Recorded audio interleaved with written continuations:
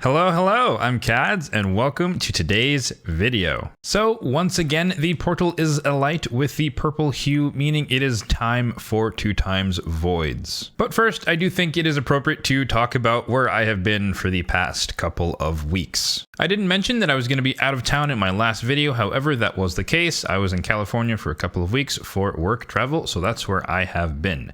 However, whilst there, I was still playing and maintaining my account, so I am pursuing the Elhain Fusion, Supreme Elhain here, and I am at 85. I just need to finish the champion training that started today and work through the dungeon diaries that goes on for another 2 days, and I'll have that done as well. And I did actually dabble into the hard mode dungeons, so I have a couple of teams that I worked on for at least the easier of the three. I have not touched Fire Knight. I don't think I will touch it for a while, but that will be a different video coming later this week. But that's not what you guys are here for. You are here for the dopamine of the shard pulls. So starting off with the shard count here, I'm over 400 on Ancients, 230 on the Voids, and 53 on the Sacreds. I've been saving and saving for a while, waiting for a guarantee that has just not happened for Ancients and or Sacreds. They've had some guaranteed for Voids, but 110 is a bit too steep, and so I have not been compelled to pull for those, regardless of my desire for those champions. If we take a look at the Champion Chase tournament, there is an opportunity to go for Supreme Gaelic, which of course we are not doing. As you can see here, my leaderboard here is already well above 20,000 points, which I have never ever done and never will do. So that is substantially out of reach. But as usual, our goal here will be the 3,000 points of the Legendary Tome. However, if I am a little bit shy, considering that there is a champion training tournament going on right now, and we will get some rares from the campaign, as well as from the mystery shards that we're going to have to pull anyways, I can probably afford to undershoot and maybe just get to 2,500 and get the last 500 with mystery shards and champion training. As usual here, we do have the mercy tracker here that I can pop up on the screen, and you can see that we are actually quite close to Void Mercy. I've kind of been holding out for a while. I think last 2x Voids I barely pulled anything at all, just to make sure that we could get a little bit closer, and I was kind of hoping for some sort of good 10x that just didn't happen. So I think I've waited long enough, and let's just get whatever we get, and maybe we'll get unlucky and I pull like 30-ish voids and we still don't get a legendary, and I'm even closer to Mercy. So that's still a possibility. Could happen. We'll see.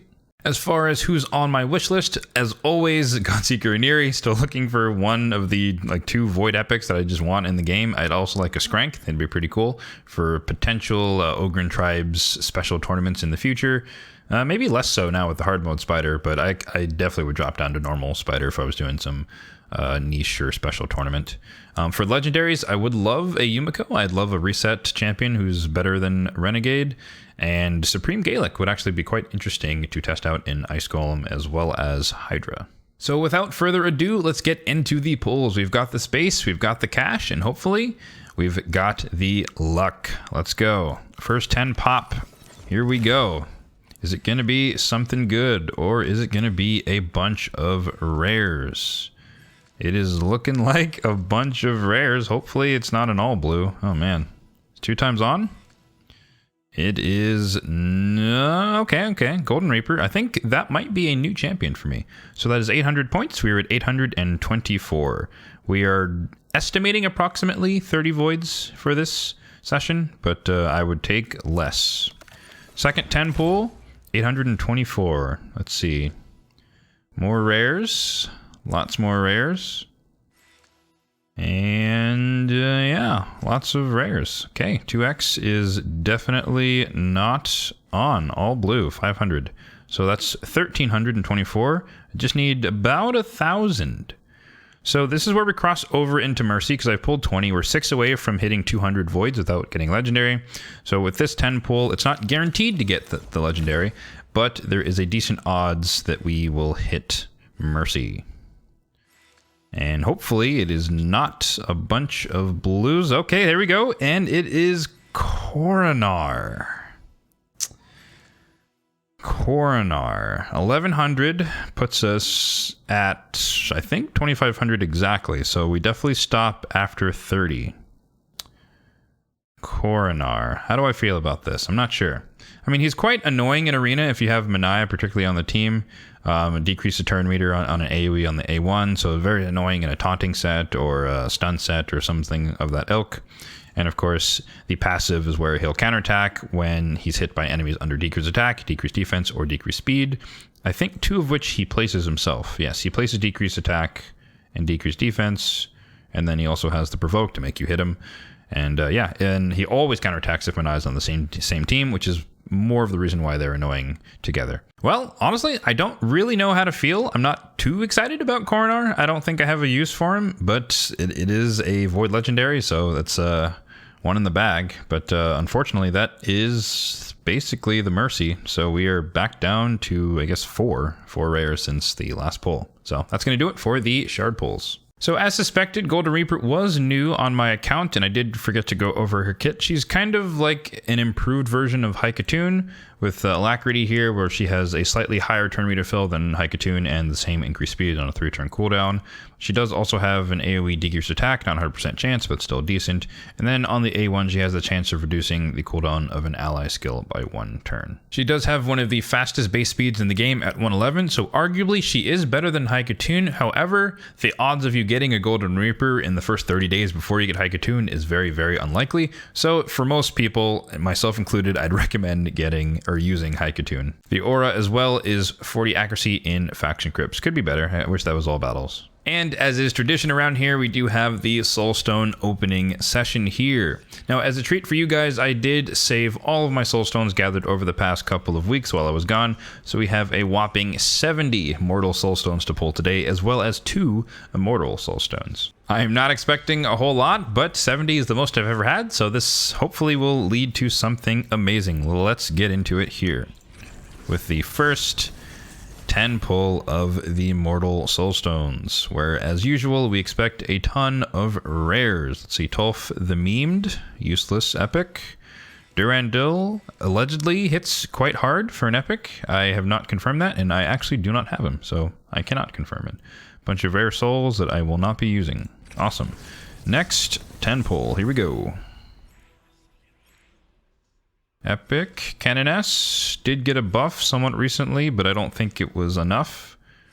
2-star Uragrim, that is an improvement on my 1-star Uragrim, I'll take that. Masamoto, I think he's like an ally protection type champion or decreased attack, something like that for Shadowkin. Not the best, not the worst. Quargon, I know he's somewhat used for some Sand Devils teams with his block debuffs, partial ability. And then Tomoe here, I don't have a use for her either, so I think Uragrim is the highlight for that 10 pull. Next one is Pitiless One. Nope, not used. Soulbond Boyer, I think I already have a 1-star for her, so that is going to be sold. Mordecai, I don't know if he's ascended or not, or awakened. Tagore, relatively new orc reviver who is okay. He's one of the revivers who has the revive that is conditional, meaning it can be wasted when no one is actually dead, which I am never a fan of. So, but on manual, he'll probably be very, very good for faction wars. But let's clear up some space here. We'll do it live. And we're just going to get rid of all of the rare ones that we do not care about.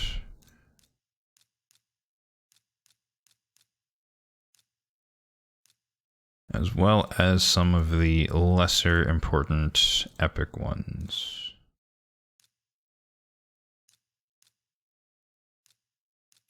All right. That should be good. Okay. Next set of 10. Here we go.